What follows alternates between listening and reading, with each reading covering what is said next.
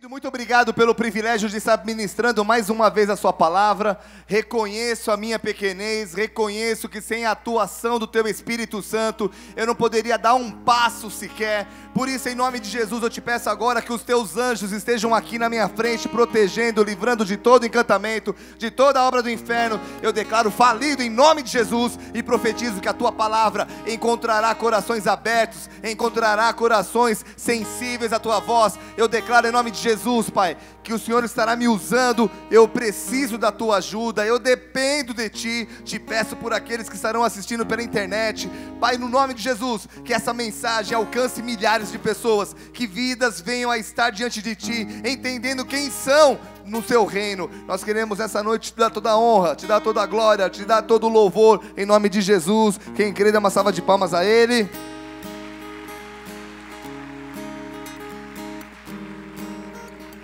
Queridos, na semana passada eu comecei uma série de mensagens sobre os 10 mandamentos. Eu comentei que os 10 mandamentos podem ser considerados 10 mensagens que Deus quis nos transmitir, ou melhor, repita comigo, 10 desafios. Mais forte, 10 desafios. Assim como você estava cantando, com aquela força, 10 desafios. 10 desafios que, se cumpridos, têm o poder de mudar uma nação. Nós, falei no domingo passado, nós amamos o Brasil, nós amamos esse estado, nós amamos nossa cidade. Se você vive num país que você não ama, num estado que você não ama, numa cidade que você não ama, não queira crescer, não queira prosperar. É mais fácil você mudar de lugar ou achar um lugar que você ama, porque a semente não tem como prosperar. Não é o nosso caso. Quem aqui ama o Brasil, dá uma glória a Deus. Amamos o Brasil, tem defeitos, claro que tem, mas se a gente cumprir o que nós vamos estar aprendendo, poderemos mudar uma nação. Então, eu creio que Deus está fazendo algo muito forte. Deus está abalando as estruturas políticas da nossa nação. Nunca, nunca na história do Brasil, tanta gente grande, tanto peixe grande foi preso, ou tanta gente grande foi presa, como agora através da Operação Lava Jato. E eu creio que Deus quer levantar novos líderes. Eu creio que Deus quer levantar pessoas que vão influenciar o Brasil, que vão fazer a diferença no seu estado, que vão fazer a diferença na sua cidade, que vão fazer a diferença no seu bairro, na sua casa, na sua família. Há alguém aqui que vai ser levantado por Deus, dá glória! Ei, eu acredito que se você quer ser uma bênção, eu e você precisamos nos preparar para isso. Também disse no domingo passado que a Bíblia conta a história de José, que tinha um sonho, mas ele se preparou para o cumprimento do sonho de Deus. Então, eu quero chamar a sua atenção para isso. Se você quer viver todos os sonhos de Deus para a sua vida, quem aqui tem sonho? Quem quer viver os sonhos de Deus para a sua vida? Eu quero chamar a sua atenção, se prepare para isso. A promessa de Deus é uma via de mão dupla. Ele promete e Ele nos quer fazendo a nossa parte. Então nós precisamos nos levantar, precisamos nos preparar, e para isso precisamos entender os princípios e principalmente aplicá-los. Amém? Eu li um texto domingo passado, vale a pena eu ler. Eu ainda estou fazendo uma lembrança do domingo passado para encaixar nesse. Amém? E vai ser assim nos próximos domingos que eu estiver ministrando. Deuteronômio capítulo 4, versículo 5. Deuteronômio 4, versículo 5. Se você não conseguiu abrir, está no comecinho da sua Bíblia, mas pega carona aí no telão. Eis que vos tenho ensinado estatutos e juízos, como me mandou o Senhor meu Deus, para que assim façais no meio da terra que passais a possuir. Guardai-os, pois, e cumpri-os, porque isso vos será a vossa sabedoria e o vosso entendimento perante os olhos dos povos, que ouvindo todos esses estatutos dirão: certamente este grande povo é gente sábia e inteligente. Pois que grande nação há que tenha deuses tão chegados como assim, como o Senhor nosso Deus, todas as vezes que o invocamos? E que grande nação há que tem estatutos e juízos tão justos, repita comigo, justo, tão justos como toda essa lei que hoje vos proponho? Tão somente guarda-te a ti mesmo, e guarda bem a tua alma, que não te esqueças daquelas coisas que os teus olhos têm visto, e não se apartem do teu coração todos os dias da tua vida, e as farás saber aos teus filhos e aos filhos dos teus filhos. Deixa eu relembrar uma coisinha rapidinho aqui. O que faz uma nação grande? Nós sonhamos com um Brasil grande, não de tamanho que ele já é, mas um país que invista na sua população, um país justo, um país grande, amém? O que faz um país grande? Que ele tenha se achegado a Deus, conforme esse versículo, que essa nação ande ao lado de Deus, caminhe junto com Deus. Segundo, que ela tenha grandes leis, repita comigo, leis justas e sábias. E terceiro, que ela não se esqueça da sua história e da intervenção de Deus nela. Em outras palavras, que ela tenha boa memória. Amém? Estudamos então na semana passada o primeiro mandamento, que se cumprido poderá nos ajudar a mudar, nem que seja a nossa própria família, e de famílias estruturadas vão se enchendo, bairros estruturados, igrejas estruturadas, e uma cidade estruturada, e a gente pode alcançar muita gente, amém? Eu quero falar hoje sobre o segundo mandamento. Abra comigo, Êxodo 20, versículo 1 a 6. Vou lá, se você não abriu ainda, é o segundo livro da Bíblia, Êxodo, e ele está aí na sua Bíblia. Acompanha aí no telão. Então falou Deus todas essas palavras: eu sou o Senhor teu Deus, que te tirei da terra do Egito, da casa da servidão. Primeiro mandamento: não terás outros deuses diante de mim. Falamos isso domingo passado inteiro. Aliás, inteiro, porque eu preguei nos 4 cultos. Amém? Pastor, quero ouvir essa mensagem. O nome da mensagem é Influenciadores de um Reino. Já está no Facebook da turma do Biga e do Bola de Neve Curitiba, e vai estar no YouTube, no canal do Bola de Neve Oficial. Segundo mandamento: não farás para ti imagem de escultura, nem semelhança alguma do que há em cima dos céus, nem embaixo na terra, nem nas águas debaixo da terra. Não as adorarás, nem lhes dará culto, porque eu sou o Senhor, teu Deus, Deus zeloso, que visito a iniquidade dos pais nos filhos até a 3ª e 4ª geração daqueles que me aborrecem, e faço misericórdia até 1000 gerações daqueles que me amam e guardam os meus. Sabe qual é a grande questão do segundo mandamento? É que eu e você precisamos aprender a lidar com um Deus que é espírito e um Deus que é invisível. Fala para o irmão do lado: invisível, mas real. 1 Timóteo 1, versículo 17, a partir de agora, só anota, se você for abrir tudo, anota para conferir depois e acompanhe, mas 1 Timóteo 1, 17 diz: assim é o Rei eterno, imortal, invisível, Deus único, honra e glória pelos séculos dos séculos, amém. Ele é invisível, mas Ele é real, amém? Repitam: meu Deus é invisível, eu não vejo, mas Ele é real, eu sinto, eu sei, amém? E aqui entra o problema, porque nós crescemos numa geração rodeada, repleta de símbolos. Nós crescemos assim, e hoje em dia, só para você ter uma ideia, dá para dialogar tranquilamente pelo celular, sem dizer uma palavra.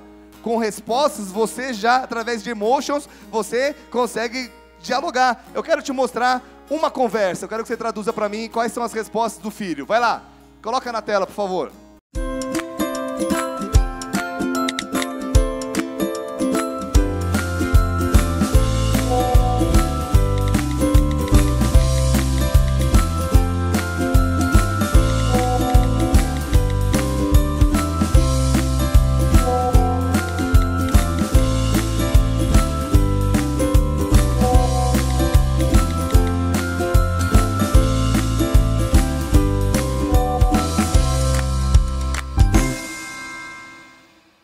A mãe perguntou: onde você está? Qual foi a resposta? Que hora você chega? Aí na hora que ela mandou beijinho, o que ele fez? É nóis. Aí ela não entendeu nada. Que é isso, filho? O que ele fez? Dá para entender? Querido, para tudo na vida há um símbolo. Tudo na vida. Podemos viajar o mundo inteiro sem falar alguma língua do país e se locomover só por símbolos que são universais, amém? O detalhe, presta atenção, gente, vocês prometem que vocês vão mergulhar comigo nisso, porque a gente precisa construir um pensamento para fechar essa ideia no final, amém? Nós vivemos com símbolos, tudo que nós fazemos, estamos acostumados a ver coisas. E esse é o detalhe, por quê? Porque nós nos tornamos dependentes daquilo que nós vemos, nos tornamos dependentes de coisas palpáveis. Foi exatamente isso que o povo de Israel fez com Deus. E eu vou te contar a história. Um dia Deus havia usado Moisés para libertar o povo de Israel do Egito. Deus tinha feito através de Moisés maravilhas, ele havia se utilizado de sinais incríveis. Agora, quem é que estava aparecendo ali? Quem é que estava fazendo os milagres? Era Deus, mas quem é que o povo estava vendo? Não entendi. Eles viam Moisés, eles ouviam uma voz. E um dia aconteceu algo interessante. Em Êxodo 19, versículo 1 a 3, olha o que a Bíblia diz. No terceiro mês da saída dos filhos de Israel da terra do Egito, no primeiro dia desse mês, vieram ao deserto do Sinai. Tendo partido de Refidim, vieram ao deserto do Sinai, no qual se acamparam ali, pois se acampou Israel em frente do monte. Olha o versículo 3. Subiu Moisés a Deus, e do monte o Senhor o chamou e lhe disse: assim falarás à casa de Jacó e anunciarás aos filhos de Israel. Bom, vem comigo. O povo sai do Egito, da escravidão, vão sendo guiados por um líder, Deus na frente, mas eles guiados por um líder, e uma hora Deus fala assim: líder, Moisés, vem para cá um pouquinho, e fala para o povo esperar, fala para o povo esperar você descer do monte, fala para o povo esperar você descer com novas instruções, com tudo aquilo que eu espero deles. E aí é o detalhe, porque o povo esperou e cansou de esperar. É por isso que a Bíblia diz, Salmos 40, versículo 1, que eu comecei o culto: esperei com paciência no Senhor, e Ele se inclinou para mim e ouviu o meu clamor. Fala para o irmão do lado: o segredo não é esperar, mas esperar com paciência. Há uma outra tradução que diz: esperei confiantemente pelo Senhor. Dá para entender o seguinte, repita comigo bem alto: paciência e confiança andam juntas. Mais forte: paciência e confiança andam juntas.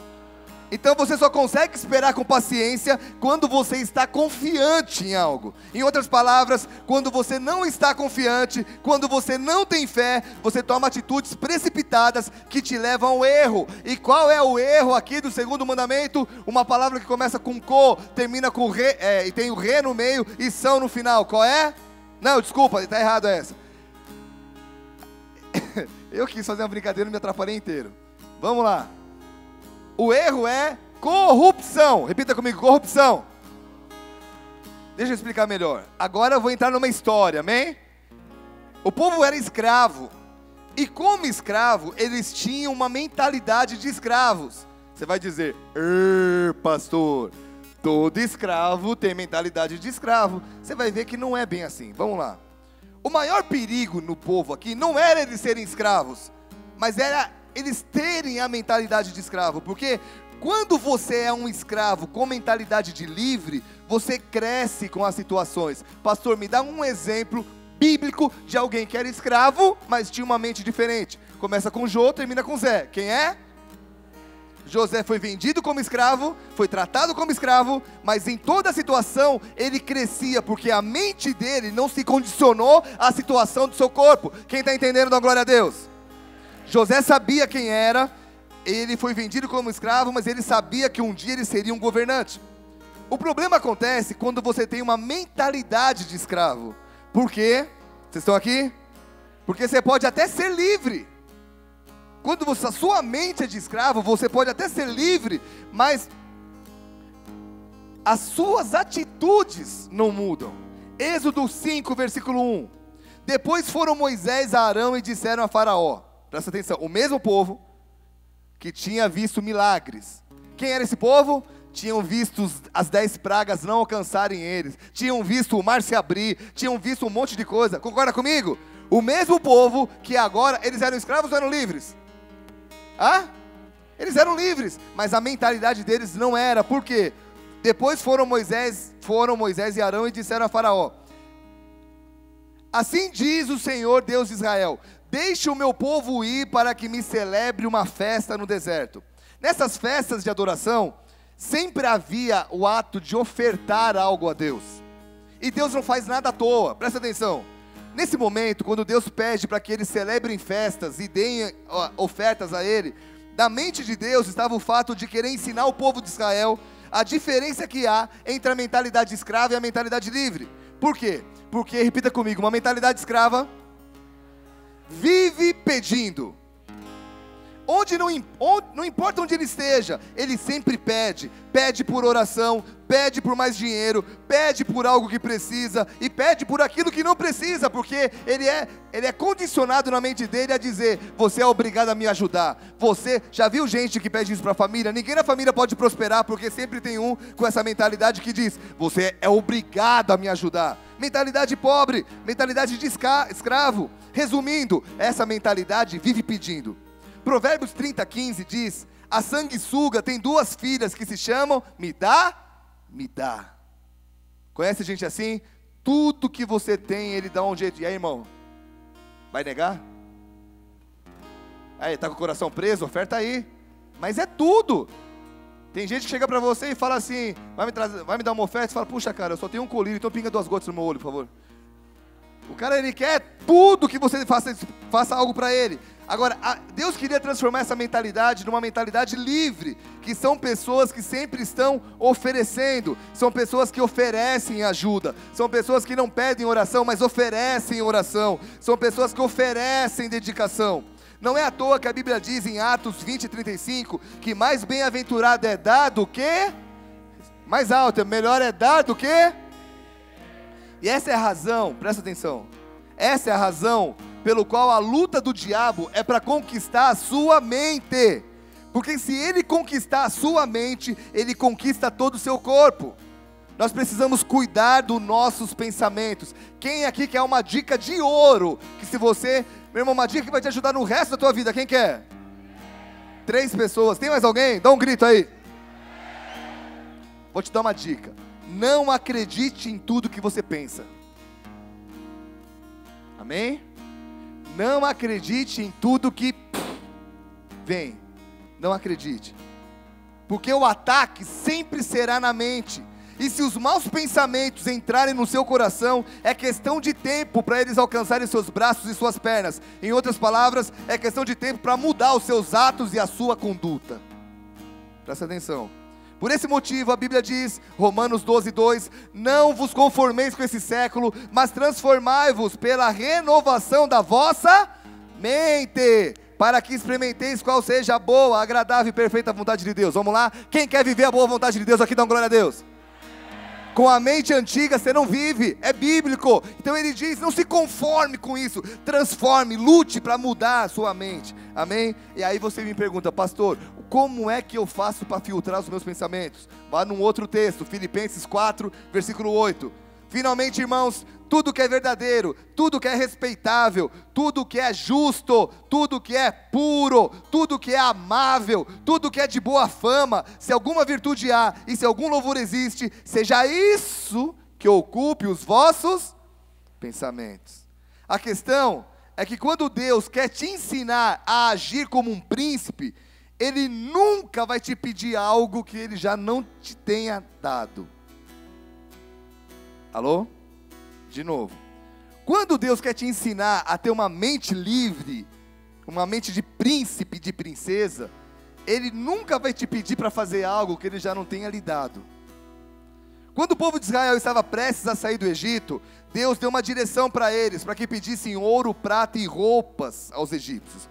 Deus queria ensinar eles a terem uma mentalidade de príncipes, de livres. E aí, olha o que Deus faz. Êxodo 12, versículo 31 a 36. Então naquela mesma noite, Faraó chamou a Moisés e Arão e lhes disse, levantai-vos, saí do meio do meu povo, tanto vós como os filhos de Israel, ide servir ao Senhor como tendes dito. Levai também convosco vossas ovelhas, vosso gado, como tendes dito, e ide-vos embora, e abençoai-me também a mim. Os egípcios apertavam com o povo, apressando-se em lançá-los fora da terra, pois diziam, todos morreremos. O povo tomou a sua massa antes que levedasse, as suas amassadeiras atadas em trouxas, com seus vestidos sobre os ombros. Fizeram, pois, os filhos de Israel conforme a palavra de Moisés e, olha agora, pediram aos egípcios objetos de prata, objetos de ouro e roupas. E o Senhor fez com que o povo encontrasse favor da parte dos egípcios, de maneira que esses lhe davam o que pediam, e eles despojaram os egípcios. Igreja, Deus queria que o povo tivesse uma mentalidade mudada, assim como Ele quer nos dar uma mente nova, amém? Ele queria que eles aprendessem a ofertar, a oferecer. E Ele deu a eles o meio pelo qual Ele estaria ensinando. Deus ia pedir na frente, mas Ele deu o meio, amém? Até aqui tudo bem? Sim ou não? Por que está tudo bem até aqui? Porque até aqui eles viam um cara. Porque até aqui havia uma pessoa que eles viam e que eles ouviam. Qual era o nome deles? Dele? Moisés. Voltemos agora para Êxodo 19. Olha o que a Bíblia diz. Êxodo 19, de 1 a 3. No terceiro mês da saída dos filhos de Israel da terra do Egito, no primeiro dia desse mês, vieram ao deserto do Sinai. Tendo partido de Refidim, vieram ao deserto do Sinai, no qual se acamparam ali, pois se acampou Israel em frente do monte. Subiu Moisés a Deus, e do monte o Senhor o chamou e lhe disse: falarás à casa de Jacó e anunciarás aos filhos de Israel. Deus fazendo igual o Cacá, Deus mandou Moisés subir, amém? A partir do momento em que esse líder que eles viam começou a demorar, a partir do momento que não se via mais algo palpável, eles precisaram, presta atenção, de algo ou de alguém que os conduzissem pelo deserto. Entendo aqui. Até aqui, quem era que conduzia eles pelo deserto? Mas quem guiava Moisés? A Bíblia diz que eles guiavam por uma nuvem e por uma coluna de fogo. Mas Moisés estava lá. Então Deus guiava o povo através de Moisés. A partir do momento que Moisés some, mas Moisés não sumiu, não foi raptado. Moisés falou: gente, espera aqui, eu vou falar com Deus e já volto. Ele sabia onde ele ia, amém? Quando o povo não veio, que é uma mistura de ver e viu. Falei errado, vamos lá. Não arruma que só piora. Quando o povo não viu mais o seu líder, eles precisaram produzir algo para que os conduzissem. A direção de Deus para o povo, de Moisés para o povo era: fica aí, me espera voltar, não dê nenhum passo, simplesmente me espera. Há 16 anos atrás, eu vou contar uma história, posso? Há 16 anos atrás, eu já casado numa outra igreja, eu encontrei um pastor que eu admirava. E eu encontrei com ele, a gente foi tomar um café num bairro ali, e eu perguntei: pastor, como é que eu faço para ser um homem de Deus? Eu tenho um chamado. Quem aqui quer saber como tem que fazer para ser um homem e uma mulher de Deus? Dá uma glória aí. Eu falei para ele: pastor, o que eu tenho que fazer? Ele me deu uma resposta que mudou a minha história. Sabe qual foi a resposta? Olha o que ele me falou: faça sempre a última coisa que Deus te mandou fazer. Se Ele te mandar ficar quieto, cala a boca e espere Ele te dar outra direção. Essa foi a resposta dele. Em outras palavras, não faz o que Deus não te mandou fazer. Não tenta ajudar Deus. Não tenta. Se Ele falou fica quietinho, é hora de ficar quietinho. E a maioria dos homens de Deus, se não todos, foram pessoas que souberam esperar na hora de esperar e agir na hora de agir. Amém? Então eu volto a dizer, o segredo é esperar com paciência pelo Senhor. Aquela época foi uma época que eu fiquei muito tempo sem pregar, muito tempo sem ministrar, e eu sempre gostei de pregar. E eles me deixaram quase que 2 anos, 1 ano e pouco sem pregar, e eu ficava debaixo dessa palavra: se é para ficar quieto, eu tenho que ficar quieto. Quanta gente muda de igreja para pregar, né? Eu tenho um chamado, não é você, pastor, que vai me impedir de viver os sonhos de Deus. Eu não, mas Deus trata de impedir, porque se é hora de parar, é hora de parar. Porque na hora que Ele falar vai, você não vai ter tempo de parar, você tem que ir. Vocês estão entendendo? Como o povo de Israel não viu alguém para os guiar, eles criaram o seu próprio guia. Êxodo 32, versículo 1. Mas vendo o povo que Moisés tardava em descer do monte, acercou-se de Arão e lhe disse: levanta-te, faze-nos deuses que vão adiante de nós, pois quanto a este Moisés, já virou este Moisés. Já viu uma mãe com muitos filhos? Começa a errar o nome e fala: é você mesmo, vem cá. É esse Moisés aí, o homem que nos tirou do Egito, não sabemos o que aconteceu com ele. O mais interessante é como que eles fizeram esses ídolos. Capítulo 32, versículo 2. Disse-lhes Arão: tirai as argolas de ouro das orelhas das vossas mulheres, dos vossos filhos, das vossas filhas, e trazei-mas. Meu irmão, posso fazer uma pergunta?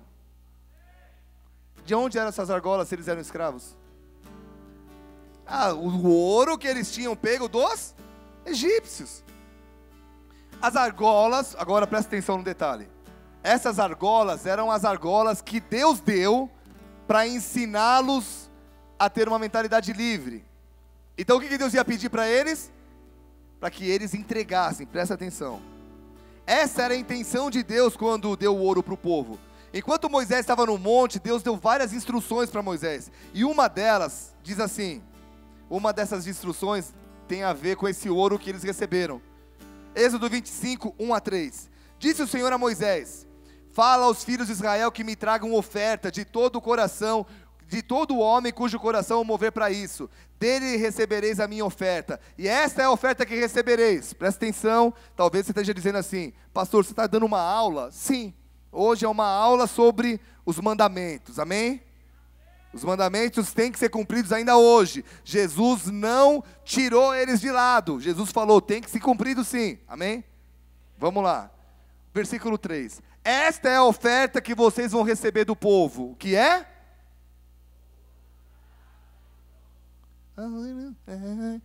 Vamos lá? Mais fuerte, hermanos. Com careta vai, né? Ouro, prata e bronze. O que esse povo me mostra? Um povo que não soube esperar. Por quê? Porque eles estavam de posse de algo. Olha agora o que eu vou fazendo. Faz de conta que isso aqui é de ouro. Não é, tá? Se alguém quiser roubar isso aqui, não é. Né? Tem que avisar, né? De repente. Faz de conta que isso aqui é de ouro. Eles estavam de posse de algo que tinha um destino. Qual era o destino? Deus estava dizendo assim: eu vou dar para vocês algo, para que um dia vocês me deem, para que eu mude a mentalidade de vocês. Até aqui tudo bem? Na falta de paciência, mas a falta de paciência aqui, a falta de perseverança e a falta de fé fizeram eles usar o que não era deles para criarem um falso Deus em que pudessem colocar a sua confiança. Quando Deus pediu a oferta para o povo, qual era a intenção de Deus mesmo? Mudar a mentalidade escrava numa mentalidade livre. E tem um versículo aqui, olha que legal. A vontade de Deus era morar, habitar no meio deles. Êxodo 25, anota aí, de 1, versículo 1 a 3. Aliás, a gente já leu isso aqui, o versículo 3. Esta é a oferta que deles recebereis: ouro, prata e bronze. Olha o versículo 8, põe o 8 aí na tela, da Atena. Me farão um santuário, me entreguem o ouro e me façam um santuário para quê? Para que eu possa habitar no meio deles. Presta atenção, é segundo o mandamento puro isso aqui. Para que eu possa habitar no meio deles. Meu irmão, Mateus 6, 21 diz: onde está o seu tesouro, ali estará o seu coração. Na mente de Deus estava o seguinte: eu vou ensinar vocês a terem uma mentalidade livre, eu vou ensinar vocês a terem fé só em mim. Mas o povo atropelou tudo, porque agiram com uma mentalidade de escravos, mesmo sendo livres. Por quê? Porque não souberam lidar com a liberdade. Olha aqui, gente, eles não souberam lidar com algo invisível. Eles precisaram ter algo visível para guiá-los. E onde começou toda essa idolatria? Quando eles olharam para suas joias, quando eles olharam para os seus ouros, suas pratas, e olharam para isso e viram, começaram a ver: isso aqui pode ser o meu guia, isso aqui pode me guiar pelo deserto. Eles vão ser melhores guias do que Deus. Onde eu quero chegar? Pergunta para mim, onde você quer chegar? Ao segundo mandamento. Vamos lá, Êxodo 20. Não farás para ti imagem de escultura, nem de semelhança alguma do que há em cima dos céus, nem embaixo da terra, nem nas águas debaixo da terra. Não as adorarás, nem lhes dará culto, porque eu sou o Senhor teu Deus. Então repita bem alto comigo, para a gente começar aqui a chegar ao fim. Diga bem alto: tudo começa com a nossa mentalidade. E quantos hoje em dia, achando que estão bem com Deus, achando, não, eu estou bem, achando que estão cumprindo os 10 mandamentos, mas a realidade os estão quebrando, talvez inconscientemente, tudo bem, mas isso não ameniza o fato de estarem quebrando os mandamentos. E quantos, queridos, estão olhando, água, please. Quantos estão olhando, presta atenção, para algo que Deus já deu com outros olhos? Quem tinha dado ouro para o povo de Israel? Deus, porque foi Ele que moveu o coração dos egípcios a darem tudo que eles pediam, amém? Quanta gente olhando para aquilo que Deus já deu com olhos diferentes. Vamos para a prática? Vamos para a prática? Deus já deu sua saúde, querido. Com ela você pode trabalhar, sem ela você não vai a lugar nenhum. Deus já te deu um sustento, Deus já te deu formas de conseguir dinheiro. E quantos olhando para isso? Quantos olhando para os valores que recebem, ou que já receberam, dizendo, eu não vou ofertar, eu não vou entregar meu dízimo, eu não vou desfazer de algo para dar para Deus. E quantos que no fundo pensam assim, eu não vou dar, porque pode faltar para mim. Eu não vou, com esse valor, eu posso comprar algumas coisas para sustentar a minha família. Ei, isso aqui pode guiar mais a minha vida do que o próprio Deus. Ainda tem alguém aqui? É exatamente isso que o povo de Israel fez. Colocou sua fé nas posses que eles tinham. Deus deu ouro para eles. Eles pegaram e colocaram o coração no ouro. Onde está o seu tesouro, estará o seu coração. Quantos estão colocando o seu coração em algo visível? Quantos que estão colocando o seu coração em algo que os está fazendo corromper princípios e valores? E isso é interessante porque o homem sempre precisou da necessidade, sempre teve necessidade de materializar os seus desejos. Por exemplo, quando Jesus estava no seu ministério na terra, a Bíblia diz que multidões o seguiam, amém? Sim ou não? Quando ele morreu, mesmo a galera sabendo que ele tinha prometido que ia ressuscitar, a maioria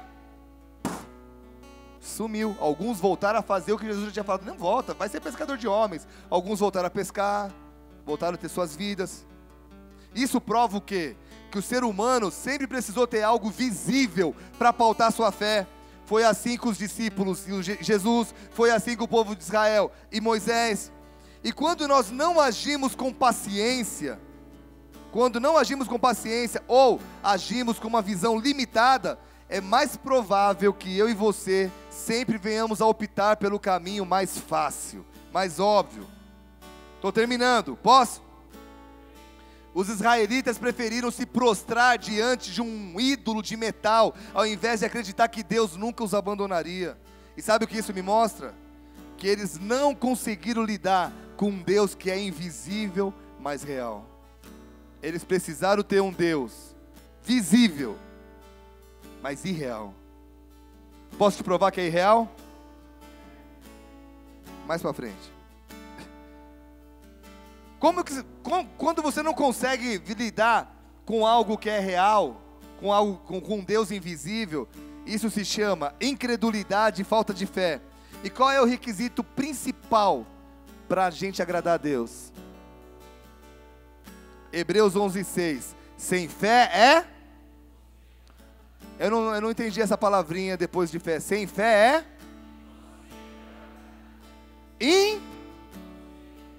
Fala para o irmão do lado, a falta de fé, mais forte, a falta de fé leva à corrupção do coração. O que leva o que leva à corrupção então? Falta de perseverança, não saber esperar seu tempo. Presta atenção, queridos.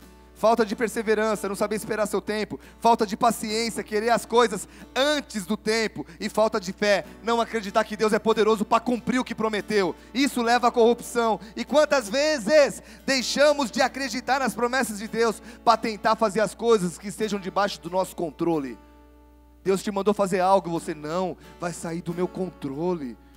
Quantas igrejas que não crescem porque os seus pastores querem ter todos os ministérios debaixo dos seus controles e não sabem trabalhar com gerenciamento de pessoas, com delegação de trabalho. Vocês estão aqui, gente? E quantas vezes as pessoas que não conseguem, querem ter tudo sob controle, essa situação exige que eles levantem imagens ou pessoas e que eles coloquem a confiança neles, que são visíveis, ao invés de um Deus invisível. Muitos cristãos hoje têm dificuldade de lidar com Deus que é Espírito, que é invisível e que principalmente, às vezes, fica em silêncio. Quem aqui já orou alguma vez para Deus? Levanta a mão. Quais são as 3 respostas de Deus? Sim, não e espera. Às vezes o espera pela minha resposta, ele fica quieto.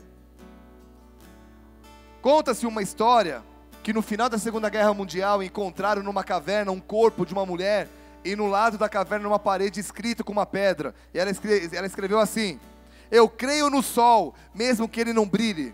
Ela disse também: eu creio no amor, mesmo que eu não sinta. E ela escreveu: eu creio em Deus, mesmo que eu não o ouça. Quando Deus está falando aqui, não farás para ti nenhum ídolo, Ele está lançando o desafio de te fazer entender que não adianta se entregar a alguém ou a algo que não pode fazer nada para a tua vida. E agora eu explico lá aquilo que eu tinha falado naquela hora. Salmo 115, versículo 4 a 6. Prata e ouro são ídolos deles, obra das mãos dos homens. Tem boca e não falam, tem olhos e não veem, tem ouvidos e não ouvem, tem nariz e não cheiram. Gente, eu oro de madrugada na igreja faz 4 anos, estou indo para o 5º ano. Eu oraria o resto da vida sem sentir nada, porque eu creio num Deus invisível, mas real. Mas sempre, não todo dia, mas é frequente eu chegar aqui e eu senti uma presença, e eu ouvi uma voz, porque quem já ouviu a voz de Deus sabe o que eu estou falando, que muda a tua história, que mexe as suas estruturas. Vocês estão aqui? Agora a coisa mais frustrante na terra é você se prostrar diante de algo e dizer: fala comigo, cara, para onde eu vou? Para onde eu vou? Para onde eu vou? E a Bíblia está dizendo: tem olho, mas não está te vendo, cara. Tem ouvido, mas não está te ouvindo. Tem boca, mas não vai falar, porque você criou esse Deus. Vocês estão aqui? Geralmente compara-se os ídolos com prata, com ouro, com valores financeiros. E a Bíblia é muito clara sobre esse assunto. Por quê? Porque Jesus falou mais de dinheiro do que de salvação. Aí, pastor, você fala muito de dinheiro, a igreja fala de dinheiro. Vai estudar sua Bíblia, meu querido.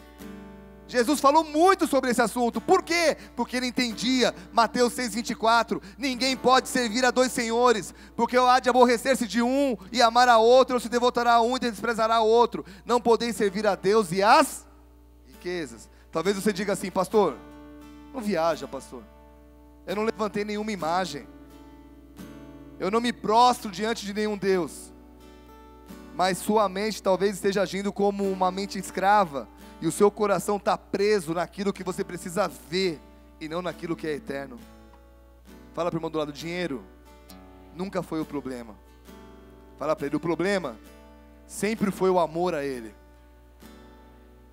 Que faz o quê? Vamos lá, estou terminando agora. Que faz com que muitas pessoas boas de coração se percam na vida, porque confiaram em suas riquezas e nos seus bens do que em Deus. E aqui não entra só gente que tem dinheiro, tá? Presta atenção. Quanta gente que não rompe na vida, porque é apegada ao pouco que tem. Por ter tido necessidade na vida, agora diz o quê? O pouco que eu tenho é a minha confiança, eu dependo disso. Se eu perder esse pouquinho, acabou para mim. Essa é a quebra do 2º mandamento. Quando o que você tem, sendo muito ou pouco, toma o lugar de Deus no seu coração. Então, nós precisamos mudar o quê? Mudar a nossa mentalidade. Antes, eu e você éramos escravos, precisávamos de apoio externo. Me dá algo para eu ser guiado, me dá alguém visível, alguém que possa pegar a minha mão. A minha mentalidade ainda é assim, precisávamos de um suporte para poder enxergar. Mas agora, eu e você somos livres. João 8,36 diz: se o Filho vos libertar, verdadeiramente sereis livres. Repita: livres. Meu irmão, nós não precisamos de apoio externo, porque o Filho nos libertou, mudou nossa mentalidade, mudou nossa estrutura de confiança, amém? João 14,1, a Bíblia diz: não se turbe o vosso coração, crede em Deus, crede também em mim.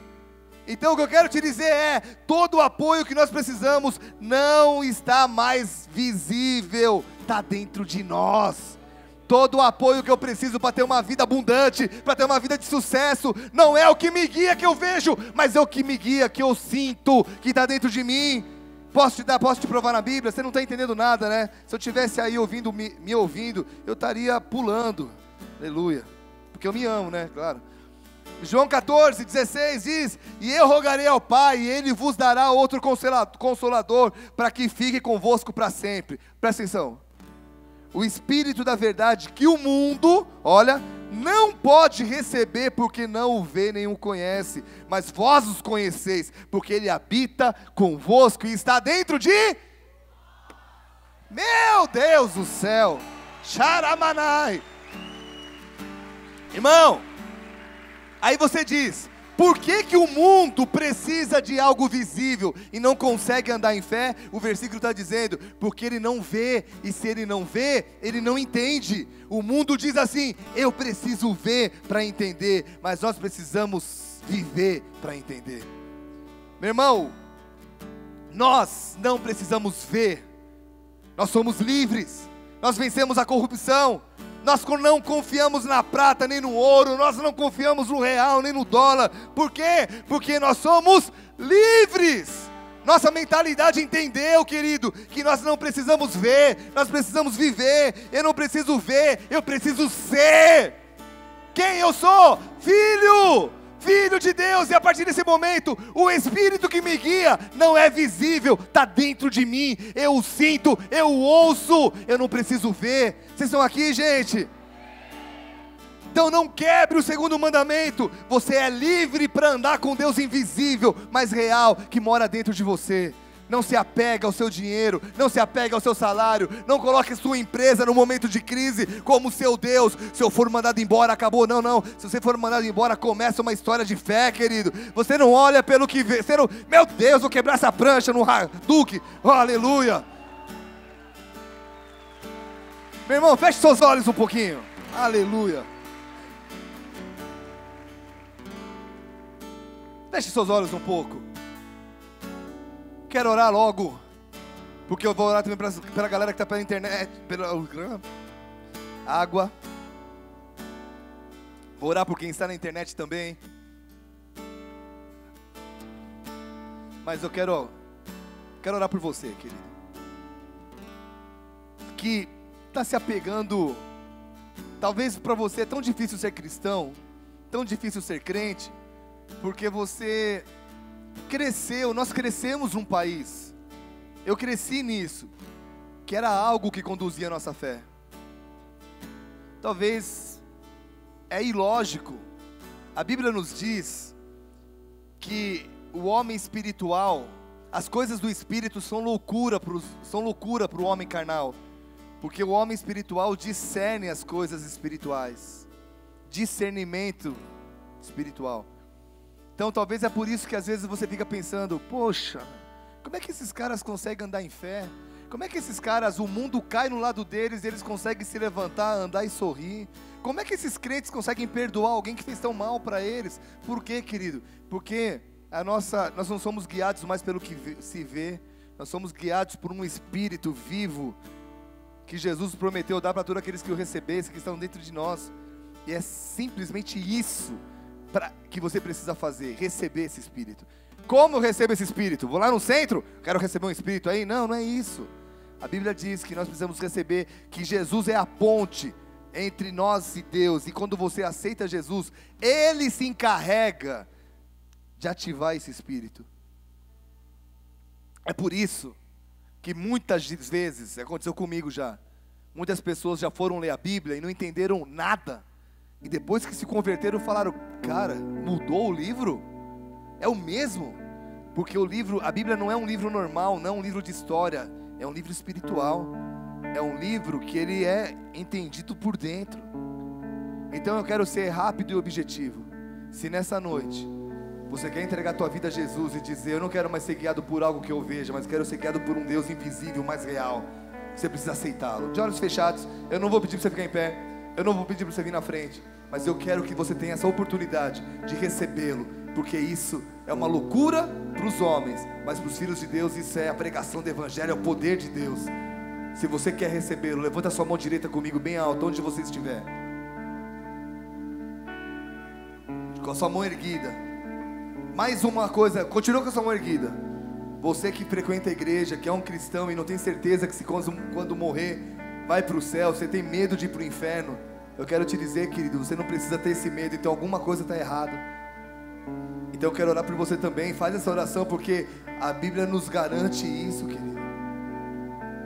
Então se você hoje tem medo do inferno também, nós não precisamos servir a Deus por medo do inferno, isso faz parte também. Nós precisamos servir a Deus porque nós o amamos.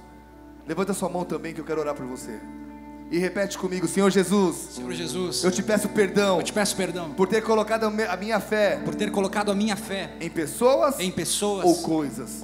Nessa noite, eu declaro que o meu coração, está aberto, para o único Deus, invisível, mas real. E eu reconheço que Jesus Cristo é o Filho do Deus vivo, que nasceu, que cresceu, que morreu, mas ressuscitou ao terceiro dia. É para esse Jesus que eu entrego a minha vida, desde agora e para sempre. Pai, essas mãos erguidas precisam tanto do teu toque, e eu te peço, Espírito Santo, em nome de Jesus,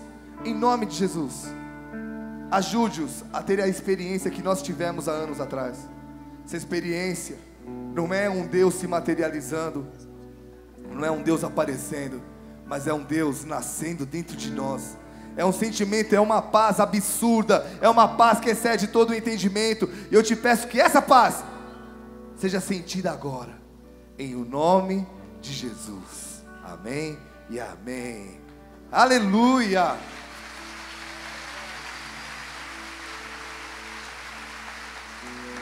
Deixa eu dar um recado para a internet.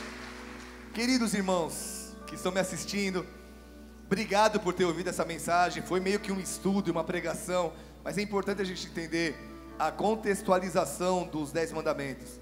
E queridos, se você fez essa oração, eu quero te convidar a procurar uma igreja perto da sua casa, a dizer para esses pastores que você se converteu. Mas se por acaso você diz assim: não, eu quero ir numa igreja Bola de Neve, então entra no site boladeneve.com e você vai procurar ali, você vai perceber que nós estamos em quase todo o país e em vários lugares do mundo. Que Deus te abençoe e que o Senhor tenha falado com você de uma forma tremenda. Amém? Deus te abençoe. Uma salva de palmas a Jesus.